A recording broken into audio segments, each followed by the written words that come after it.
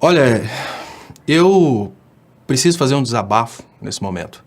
Eu dependo realmente do Lula, e eu dependo do Lula porque eu sou fraco. Eu dependo do Lula porque eu não tenho o tamanho do ex-presidente Lula. Vendo o documentário Democracia em Vertigem, eu consegui fazer um feedback de todo esse processo de perseguição ao ex-presidente Lula, e a única coisa que eu consigo pensar, obviamente isso muda, né, com o passar das horas, mas assistindo esse documentário, a única coisa que eu consigo pensar é: será que esse povo realmente merece prosperidade? Será que esse povo que fez isso contra o maior presidente da sua história realmente merece estar bem? Uma pergunta básica: será que o Bolsonaro não é realmente o castigo de Deus contra o brasileiro que caiu nessa armadilha e fez isso contra o ex-presidente Lula? Porque foi toda uma história de crescimento do PIB, redução do desemprego, redução da desigualdade social. Foi um trabalho muito, digamos que, de confrontação.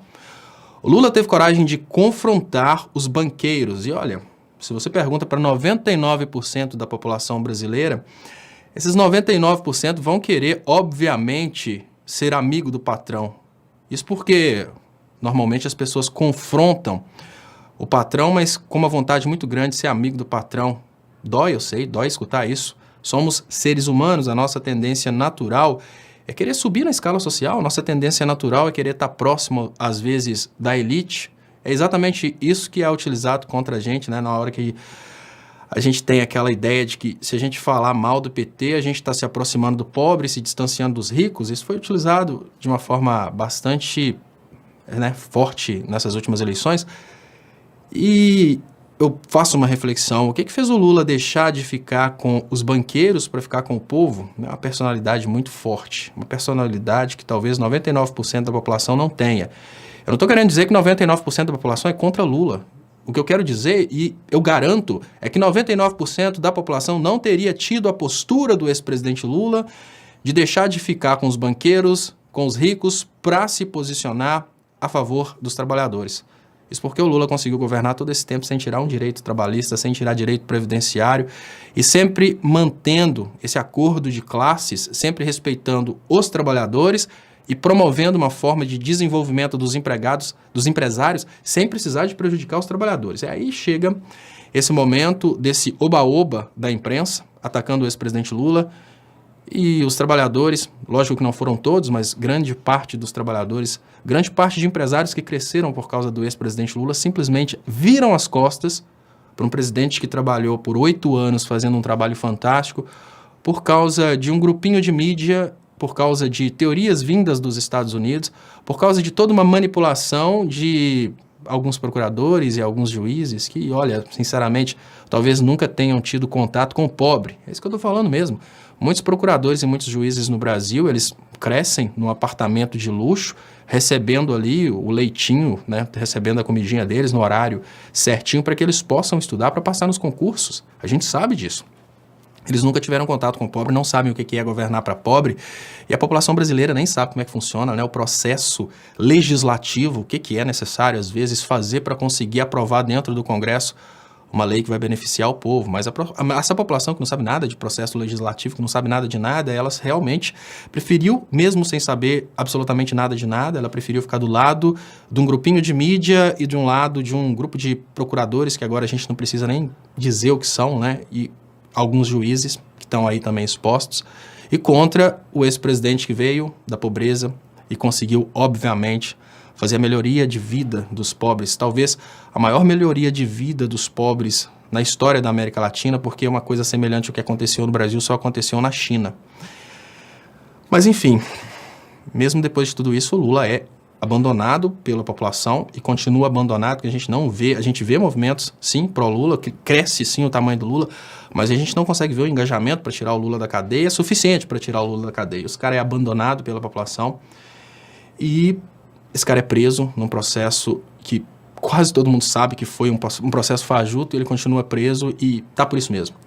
E o que eu penso nesse momento, gente, é o seguinte: se eu estivesse no lugar do Lula, eu jamais teria a mesma postura do Lula. Isso porque eu sou pequeno.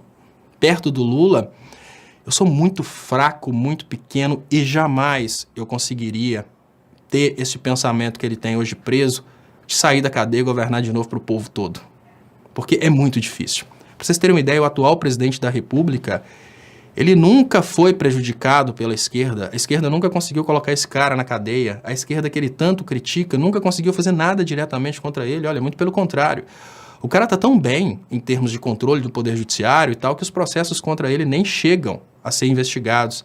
Mas esse cara consegue chegar ao poder prometendo um governo exclusivo para a ideologia que o atendeu, que o colocou no poder.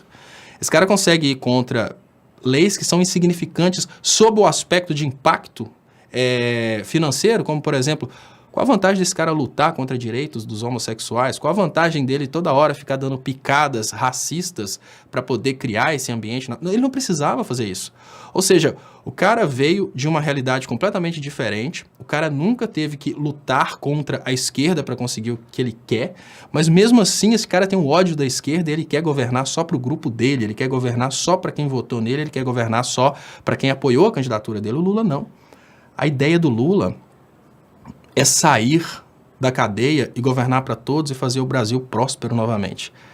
E a pergunta que eu faço nesse momento é: quantos de nós teríamos esse tamanho do ex-presidente Lula?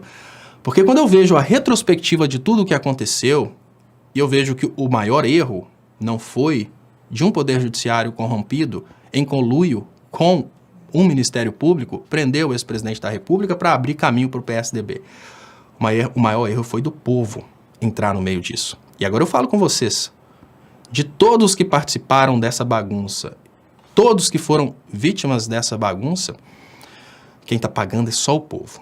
Sabe por quê?